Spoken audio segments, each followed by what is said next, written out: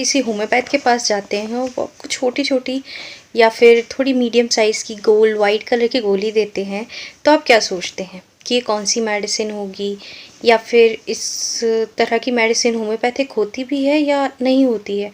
अगर उन्होंने बड़े पौंड से निकाल के आपको खुद बना के दिया है तो आप ये सब सवाल उनसे पूछने भी लगते हैं, और अगर नहीं पूछ पाते हैं तो सोचने लगते हैं कि क्या ये मेडिसिन होम्योपैथिक है या नहीं है। तो hello everybody, welcome back to our YouTube channel.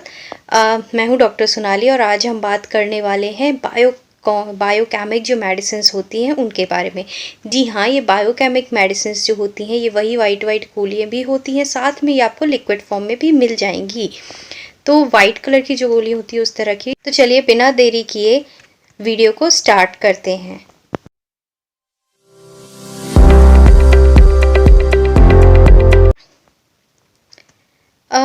हम बात कर रहे थे बायोकेमिक मेडिसिन्स की, और इससे पहले मैं एक वीडियो बना चुकी हूँ जिसमें मैंने आपको बताया है कि बायोकेमिक मेडिसिन्स कौन कौन सी होती हैं, उनके सारे अलग अलग मेडिसिन्स, कितनी मेडिसिन्स होती हैं, उनके नाम वगैरह सब कुछ बताया है। तो इन्हीं में से आज हम बात करने वाले हैं। सबसे पहली जो मेडिसिन है बायोकेमिक में आती है वो है कैलकेरिया फ्लोरेटा। कैलकेरिया फ्लोर के बारे में आज हम बात करेंगे कि ये जो मेडिसिन है इसके इंडिकेशंस क्या क्या हैं, इसको यूज़ कहाँ कहाँ करते हैं, इसके माइंड के बारे में हम बात करेंगे, इसका एम्ब्यूरेशन देखेंगे और इसका एग्रावेशन कब होता है ये देखेंगे। तो जो कैलकेरिया फ्लोर है एक्चुअल में ये आपको दोनों तरह से मिलेगी। आपको इसका बायोकेमिक जो है फॉर्म भी मिल जाएगा, मतलब कि आपको टैबलेट फॉर्म में भी मिल जाएगी, और अगर आप लिक्विड फॉर्म में चाहते हैं तो लिक्विड फॉर्म में भी मिल जाएगी। ये जो मेडिसिन होती है इसके इंडिकेशंस में सबसे ज़्यादा ये इंडिकेट होती है वहाँ पे जहाँ पे लम्बैगो वगैरह होता है, लंबर पेन वगैरह है, स्ट्रेन हो गया है किसी तरह का, उसके कारण आपको दर्द है बैक में, तब वहाँ पे या बहुत ज़्यादा पेन है उसके कारण, जो कि एग्रावेट होता है जब रेस्ट पे, जब पेन एग्रावेट हो रहा है जब हम रेस्ट कर रहे हैं तब। उसके बाद मतलब मान लीजिए आप रात को सो गए, आपके नी में तो दर्द ही नहीं था, आपके बैक में तो दर्द ही नहीं था, हाँ दिन भर आपको दर्द ही नहीं होता है, लेकिन जब आप सो के उठते हैं या जब दोपहर की नैप लेके या आराम से कहीं चेयर पे बैठ जाते हैं उसके बाद उठते हैं ना, तो पहली बार ही जब उठते हैं दर्द होता है ना, उस तरह का पेन। आपने देखा होगा कि कई लोग बोलते हैं हमें तो दर्द नहीं होता, जब तक चलते रहते हैं तब तक दर्द नहीं होता, और जैसे ही हम काम करना बंद करते हैं, आराम करते हैं, और आराम करने के बाद जब उठते हैं तो उठा नहीं जाता, इतना दर्द होता है। तो जो इस तरह का सिम्टम्स जब भी आएगा, या आपको खुद आए या आपके को पेशेंट बताएं, या अगर आप स्टूडेंट हैं तो आप समझ जाएं कि इस तरह का अगर सिम्टम है तो वो क्या चीज़ है, मतलब कौन सा सिम्टम है। ओके, तो ये जो है हमने देखा है कि कहाँ कौन सी मेडिसिन में होता है, रस्टॉक्स में।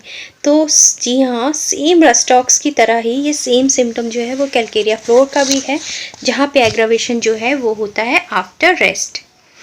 इसके बाद बात करते हैं और कब एग्रावेशन होता है, तो मॉर्निंग में आपको मूविंग के टाइम पे जो है इसमें एम्ब्यूरेशन देखने के लिए मिलेगा। सॉरी, एम्ब्यूरेशन जो है वो मूविंग, मतलब जैसे कि मैंने बोला चल रहे हैं फिर रहे ना, तब एम्ब्यूरेशन मिलेगा। ये मेडिसिन इंडिकेट होती है ऑफकोर्स रस्टॉक्स के बाद, जब रस्टॉक्स काम नहीं कर रही होती ना, तब ये मेडिसिन इंडिकेट होती है। अगर कोई ऐसा है जिसे फर्स्ट मूव जो है नहीं हो रहा है, मतलब फर्स्ट मूव में एग्रावेशन है, पेन है, पेनफुल है फर्स्ट मोशन उनका, तो उस टाइम पे अगर आपकी रस्टॉक्स से कोई भी आराम नहीं लगा है तो आप वहाँ पे कैलकेरिया फ्लोर जो है उसका यूज़ कर सकते हैं। अब बात करते हैं इसके माइंड के बारे में। तो जो माइंड है उसमें सबसे पहला जो सिम्टम्स आते हैं वो हैं, इसमें क्या है, बहुत ज़्यादा फियर है। तो फियर में क्या है, फियर ऑफ गोइंग क्रेजी, और that people will observe her, think her crazy. लोग उसे ऑब्जर्व करेंगे और उसे सोचेंगे कि वो पागल है, इस तरह के फियर्स देखने के लिए मिलेंगे। फियर रहेगा फाइनेंशियल क्राइसिस को लेके, फाइनेंशियल उसके एंजाइटी वगैरह देखने के लिए मिलेगी। साथ में होपलेसनेस रहेगी हमेशा की, मतलब मैं कभी ठीक नहीं होंगी, ठीक है वो लेकिन फिर भी उसे लगेगा कि मैं कभी ठीक नहीं होंगी, इस तरह का होगा माइंड में। इसके अलावा है tormenting all around him day and night, मतलब कि दिन भर यही गाते रहेंगे मुझे तो बहुत तकलीफ़ है, मुझे तो बहुत तकलीफ़ है, इस तरह का भी जो है आपको सिम्टम देखने के लिए मिलेगा। इसके बाद हम बात करते हैं इसके और क्या क्या मेन इंडिकेशंस हैं, जो कि मैं कुछ वर्ड्स में बताऊंगी। अगर आप स्टूडेंट्स हैं तो भी आपके लिए, और प्रैक्टिशनर हैं उस तरह से तो भी आपके लिए बहुत हेल्पफुल होगा। तो फॉर ग्लैंडुलर ट्यूमर्स वगैरह होते हैं वहाँ पे ये मेडिसिन इंडिकेट होती है।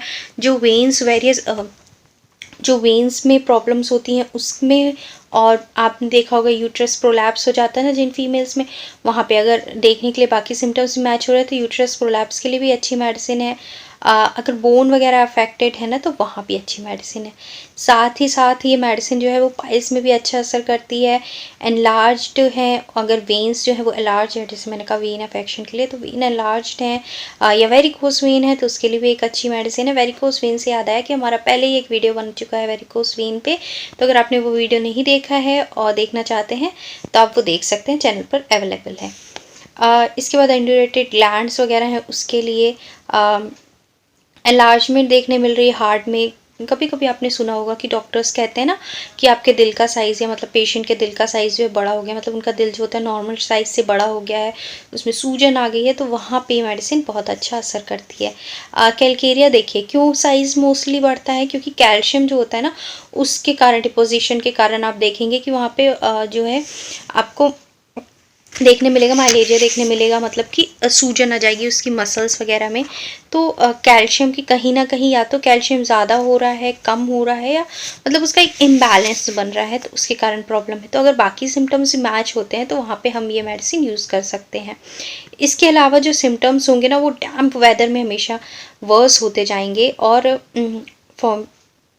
इसमें जो आराम वगैरह है वो फर्मेंटेशन और रबिंग से मिलेगा। तो अब सबसे पहले बात कर लेते हैं कि इसके जो टंग रहेगी वो कैसी रहेगी। तो टंग हमेशा क्रैक्ड रहेगी अगर आप देखेंगे तो।